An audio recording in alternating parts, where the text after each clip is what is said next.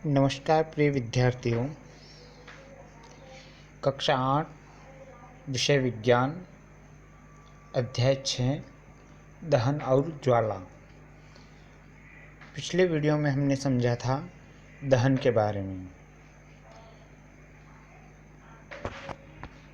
हमारा आज का टॉपिक है हम आग पर नियंत्रण कैसे पाते हैं। आपने घरों, दुकानों और कारखानों में आग लगते देखा या सुना है। यदि हमने इस प्रकार की कोई दुर्घटना देखी है तो हम उसका संक्षिप्त विवरण अपने नोटबुक में लिखें। अपने अनुभवों को हमें अपनी कक्षा के साथियों के साथ बांटना चाहिए। हमें अपने क्षेत्र की अग्नि सेवा के टेलीफोन नंबर का पता होना चाहिए ताकि हमारे पड़ोस में घर में आग लग जाए तो हम सबसे पहले अग्निशमन सेवा को सूचित कर सकें। हमें हमारे अग्निशमन सेवा के टेलीफोन नंबरों की जानकारी होनी आवश्यक है। हमारे शहर या नगर में फायर ब्रिगेड स्टेशन है। जब फायर ब्रिगेड आती है तो वह क्या करती है, वह आग पर जल डालती है। जल ज्वलनशील पदार्थों को ठंडा करता है जिससे उनका ताप उनके ज्वलन ताप से कम हो जाता है। ऐसा करने से आग का फैलना रुक जाता है। जलवाष्प ज्वलनशील पदार्थ को घेर लेता है जिससे वायु की आपूर्ति बंद हो जाती है और आग बुझ जाती है। हमने पढ़ा है कि आग उत्पन्न करने के लिए 3 आवश्यकताएं होती हैं। पहली है ईंधन, दूसरी वायु और तीसरी है ऊष्मा। इनमें से एक या अधिक आवश्यकताओं को हटाकर आग को नियंत्रित किया जा सकता है। आग बुझाने वाले का कार्य वायु का प्रवाह काटना या ईंधन का ताप कम करना या दोनों होते हैं। अधिकांशतः स्थितियों में ईंधन को हटाया नहीं जा सकता।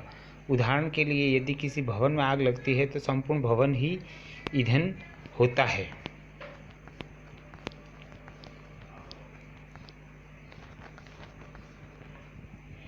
जल सबसे अधिक ज्वलनशील प्रचलित अग्निशामक है, परंतु जल तभी कार्य कर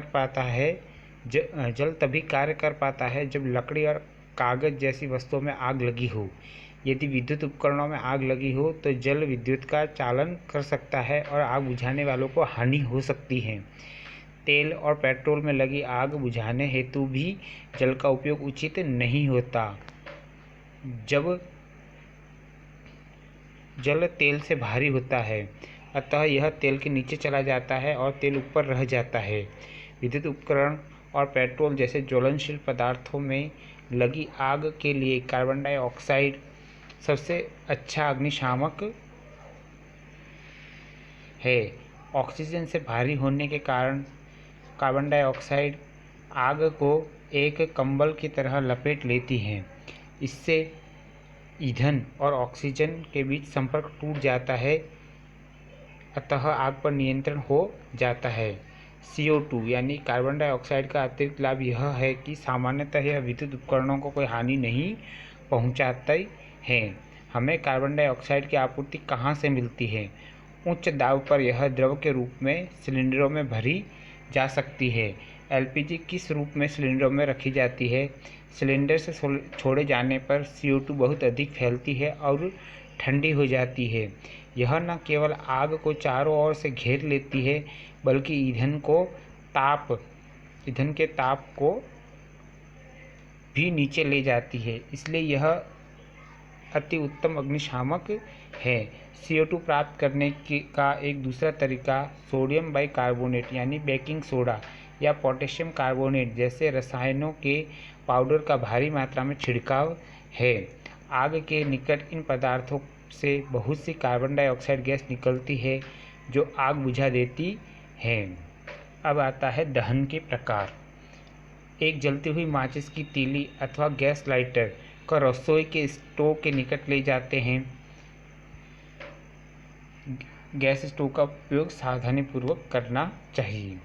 गैस स्टोव को घुंडी यानी नॉब घुमावदार गैस चालू करें तेजी से जलने लगती है तथा ऊष्मा और प्रकाश उत्पन्न करती है। इस प्रकार का दहन तीव्र दहन कहलाता है।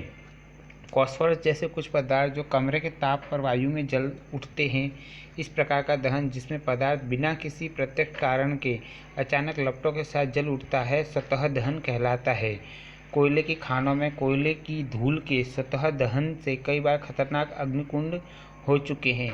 जंगल के सतह अग्निकांड कभी अधिक गर्मी के कारण होते हैं, कभी आकाश से बिजली गिरने से होते हैं, परंतु जंगल में आग अधिकतर मनुष्य की लापरवाही से लगती है। जंगल में यदि आप पिकनिक अथवा शिविर में जाते हैं तो कैंप फायर का आयोजन करते हैं तो स्थान छोड़ने से पूर्व आग को पूर्णतया बुझाना आवश्यक याद रखना चाहिए। हम त्योहारों पर अक्सर आतिशबाजी करते हैं। जब पटाखे को जलाते हैं तो एक आकस्मिक अभिक्रिया होने से ऊष्मा, प्रकाश और ध्वनि पैदा होती है। अभिक्रिया में बनी गैस बड़ी मात्रा में निकलती है। इस प्रकार अभिक्रिया विस्फोट कहलाती है। पटाखे पर दाब डालने पर भी विस्फोट हो सकता है।